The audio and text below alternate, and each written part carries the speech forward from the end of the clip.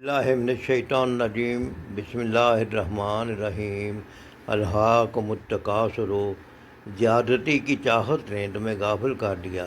یہ زیادتی کی چیز کی جو انسان کی عام نیچر ہے۔ انسان مال میں زیادتی چاہتا ہے، اولاد میں زیادتی چاہتا ہے، خاندان قومے قبیلے میں زیادتی چاہتا ہے۔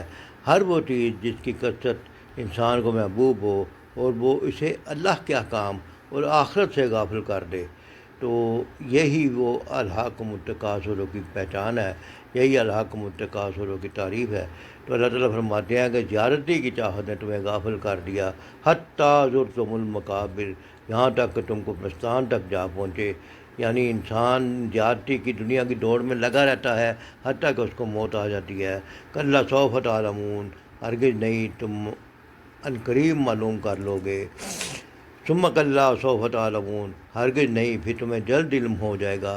کلا لو تعلمون علم الیقین، ہرگز نہیں، اگر تم یقینی طور پر جان لو۔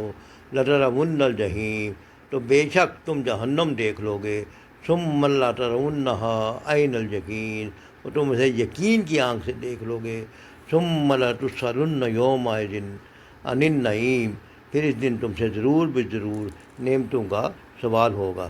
تو ان نعمتوں کے سوال جو ہے، اللہ تعالیٰ نے آج ہمیں کتنی نعمتیں دی ہیں، ان کا ہمیں شکر ادا کرنا چاہیے اور ان نعمتوں کو اللہ تعالیٰ کی تابعداری میں استعمال کرنا چاہیے۔ اللہ نے ہمیں آنکھ دیے، کان دیے، دل دیے، دماغ دیے، امن دیا، صحت دی، مال دیا، دولت دی، اولاد دی۔ یہ ساری کی ساری چیزیں جو ہیں، یہ اللہ تعالیٰ کی نعمتیں ہیں اور ان کو اللہ کے احکام کے مطابق ہی استعمال کیا جانا چاہیے اور اللہ تعالیٰ کا شکر ادا کرنا چاہیے۔ اللہ تعالیٰ ہمیں سانس لینے کے لیے آکسیجن دے رہا ہے، ہوا دے رہا ہے، پانی دے رہا ہے، ہماری زندگی گزارنے کے لیے، ہماری زندگی کی ہر چیز جو ہے اللہ تعالیٰ نے مفت میں ہمارے لیے بندوبست کی ہے۔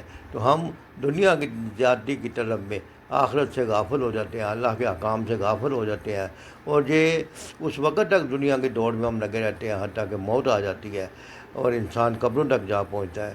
لہٰذا چاہیے کہ آج ہم اللہ کو یاد کریں، اللہ کو یاد رکھیں، اللہ کے احکام کو مانیں اور نیکیوں میں ایک دوسرے کا مقابلہ کریں، جیسا کہ اللہ تعالیٰ نے کہا خلق الموت والحیات لیبلوکم ایکم احسن عملا، کہ تم میں سے کون بہتر عمل کرتا ہے۔ تو اللہ تعالیٰ ہمیں بہتر عمل کی توفیق عطا فرمائے اور دنیا کی بے جا محبت میں شامل ہونے سے بچائے۔